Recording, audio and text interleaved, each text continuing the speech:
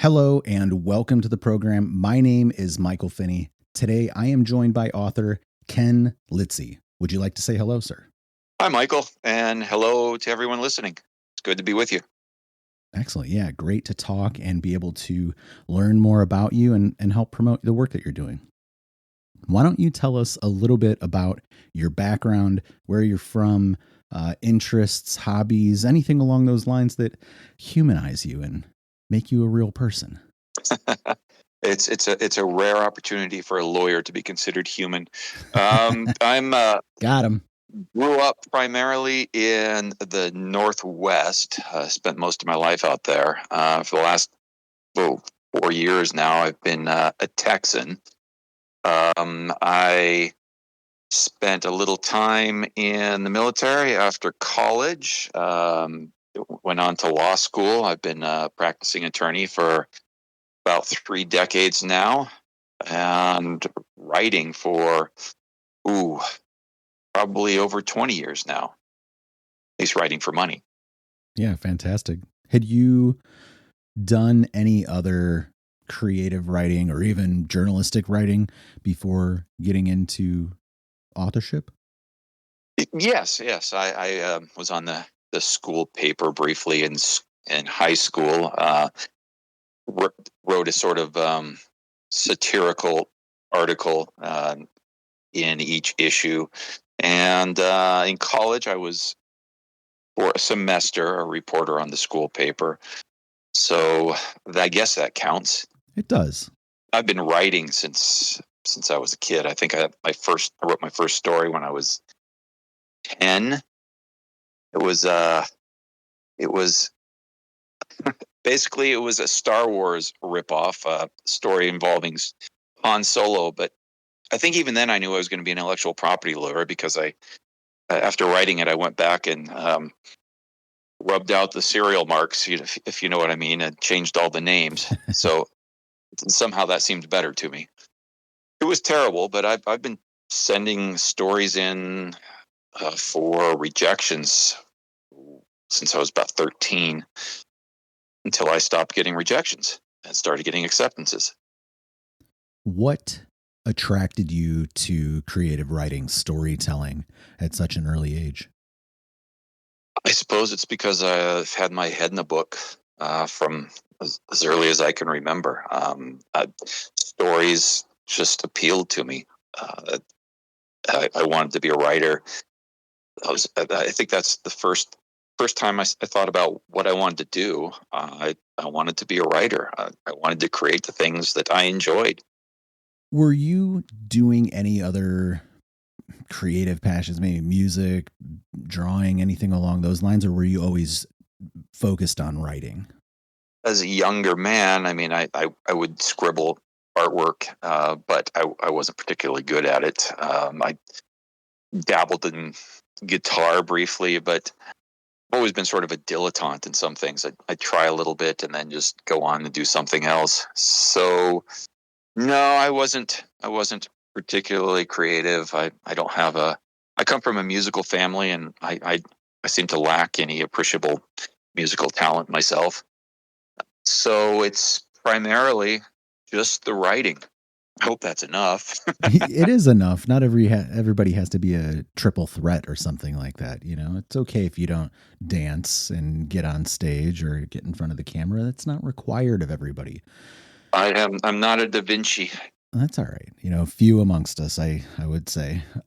When did you put out your first book, or maybe your first work getting published? You know, when did you finally get a little notch on your belt that wasn't one of those rejections?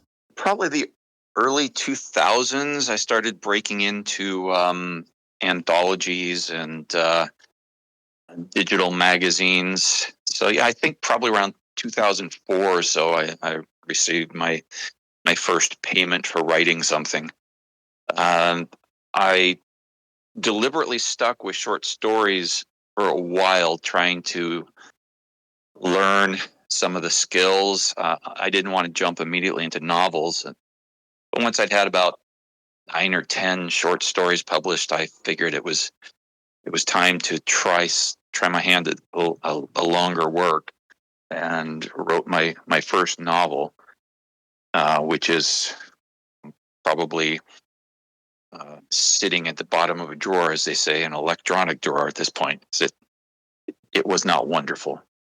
Well, you can't hit home runs every time up at bat. No, it took my second novel to get published, so I'm not too upset about that. I think we all wish to be able to find some level of success that is, I suppose, incremental, that kind of growth that rewards us in some kind of, I don't know, I don't want to say spiritual way, but some kind of encouraging way that keeps us moving forward with it and wanting to pursue it. Yeah, there has to be a reward, some sort of stimulus reward. Otherwise, why would you keep doing it? I mean, otherwise you're just yelling into the void if there's no positive response to what you're saying. Yeah, it was probably right around 2011 or so. I think Twilight Times picked up Reunion. That was actually pretty fun. I even briefly got into Barnes and Noble and had a signing there. Oh, that's great. And then Twilight Times published my second one, probably my best seller, Under Strange Suns. I think I have about 10 or so books out right now from various publishers. It's kind of what it takes, I think, at this point. And you mentioned earlier when you were growing up, you always had your nose in a book. Who were you reading? Who were your influences? The people that inspired you and, drove you to pick up the pen or type on the keyboard? I write primarily, speculative fiction, science fiction, fantasy, some crime, but I always read very, very broadly. Mark Twain and Robert Louis Stevenson and all those. But I suppose the guys that inspired me, writers like Fritz Leiber. I know his name is not always thought of highly in these circles, but Elsbreg de Camp is an influence. I hear him in some of my style, kind of that occasionally a bit of tongue in cheek. Robert Howard, Glenn Cook is a big influence, and Bernard Cornwell. Those are probably the primary guys. Very cool. Now, coming a little bit forward, thinking about the landscape as it is today, who do you like out in the world, contemporaries, other authors, parts of the scene as we see it? Well, I will try a confession. I do not read a lot of current fiction. I primarily pick up my reading matter from used bookstores. The dustier and yellower and more beat up the book, the more likely I am to purchase it. But the guys writing now that I'm enjoying, when Glenn Cook puts out a book, I buy it. Stephen Brust, I'm reading. It's been a while since Stephen Erickson put out a novel, but the whole Malazan Book of the Fallen series and spin-offs, etc. I try to avoid jumping into new series because then I'm stuck for the long haul. But I've kept up with those. And Jim Butcher, I have his latest on hold at the library. Those are all I can think of. Well, Bernard Cornwell, of course, I mentioned him. And so every time there's a new Sharp Company novel or something, I get that as soon as possible. Yeah. Very good. Any folks you admire out in the contemporary scene that you maybe want to shout out or give a point a finger at, even if you haven't read them? Here you are joining the Rack Press stable, or maybe, you've been a part of it for a while. My knowledge of their catalog is new and growing. So excuse me if I'm not as detailed and informed as I ought to be quite yet. Right. Well, I've picked up a couple of their anthologies because, they had stories of mine in them. So I can say from personal experience that they have a good stable of writers. I'm currently at a convention in my hotel room in Lebanon, Tennessee, and folks I'm hanging out with here, people may have heard of authors such as Michael Z. Williamson, Sarah Hoyt, Dan Kemp's here, and I'm pretty sure there are some other Raconteur Press authors at this convention. I haven't had a chance yet to go down and mingle, but I will be looking for names I recognize and ask, what should I expect from my future experiences with Raconteur Press? So far, so good. Yeah. No, I think they're doing a great job. I've only started to cross paths with them maybe, let's say, 4 or 5 months ago. A friend of mine got his book picked up with Raconteur, and it kind of initiated the relationship with them to be able to reach out and talk with the authors and help promote and basically, learn about people like yourself doing work. Yeah, I'm hoping to meet more in the future. Now that I'm in Texas, I'll try to get to some of the conventions in the Texas area and press the flesh, fellow Raconteur authors.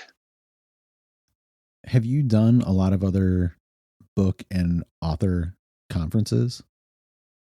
I used to go regularly to science fiction convention in Portland while I lived there, Oricon. I was at the final Oricon just last October. After 40 some years, it is defunct. What happened? Sort of ran out of steam. And I'd been to some Westercons, Norwest cons. I was guest of honor at a small convention called a NanoCon in a community college in Washington, Longview, Washington. That was pretty cool. I went back the next year and had a chance to meet Poul Anderson's daughter, Astrid, and she and her husband, Greg Bear, they took me out to dinner. That was a good conversation. I wish I had the tape recorder. So you could have just set up your phone. There was a time it seemed as if every time I went to a convention, I ended up on a panel with the guest of honor. So I'm not going to do any more name dropping, but I've had the opportunity to meet a lot of people in the business who've made a successful career at it. Yeah, that's great. What are your favorite parts of the conventions? Honestly, BarCon.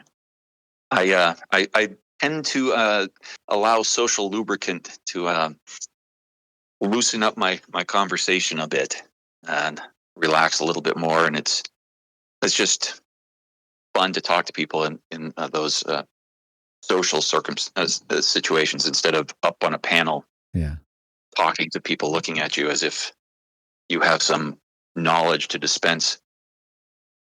Don't you? You better. If you're up on the panel.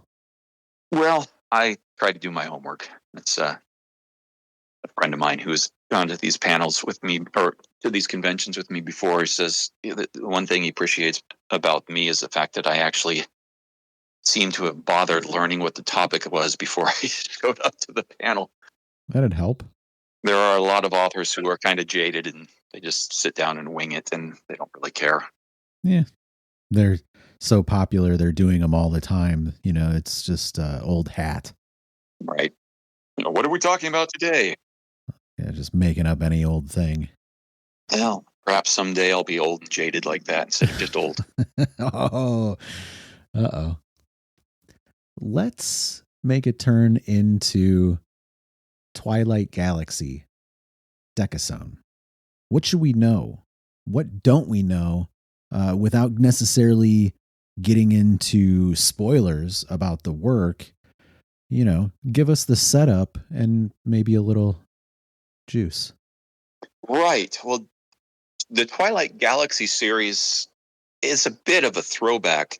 It should be sort of hinted at by the series title. It's a galaxy in decline. It's set thousands of years into the future after the human diaspora amongst the stars, and since then things have declined.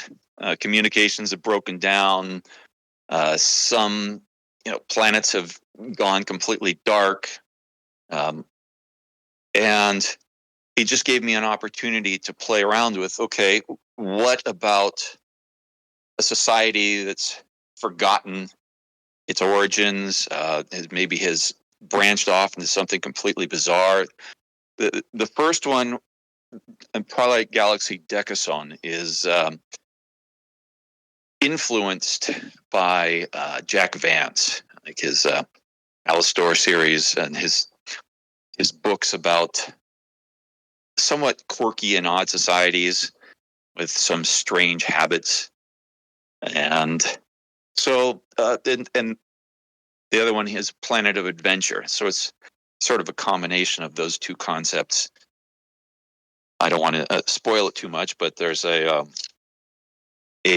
fish out of water aspect to the main character, and we see the planet Dekason through his eyes.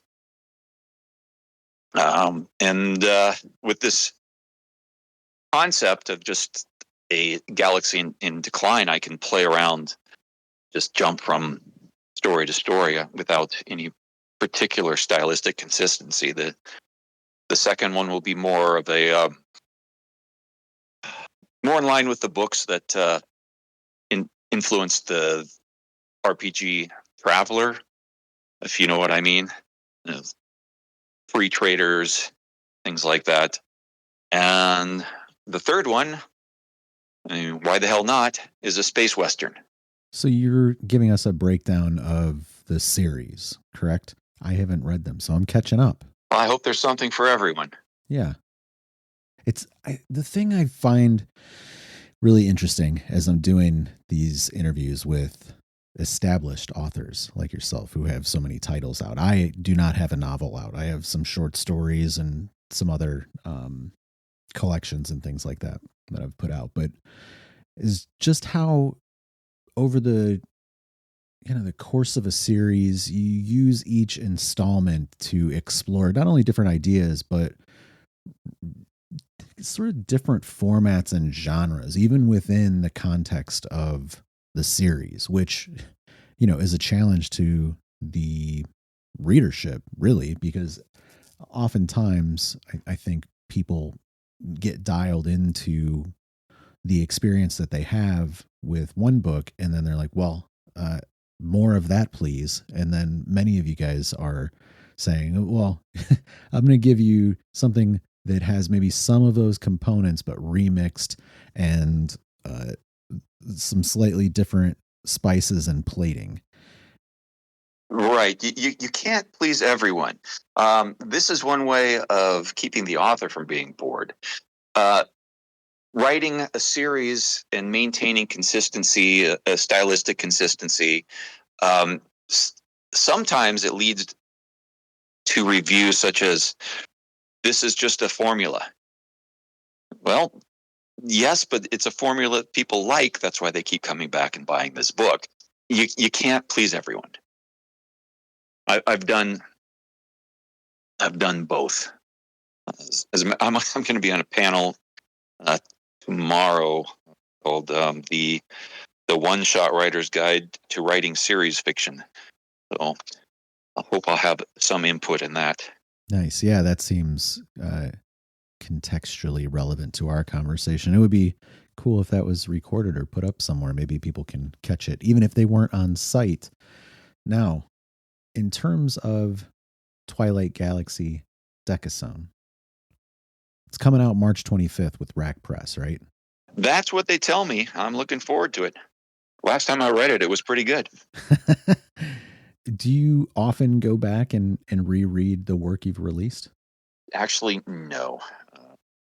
I don't, because by the time a book has come out, I've read it so many times, Sure. Just going through the various drafts and the editing and proofreading, that I don't want to see it for a while. Occasionally, though, if I'm asked to write a sequel and I need to sit down and read it again so I get my head back into that particular space. Brush up on the facts and where you left things, I imagine. Right.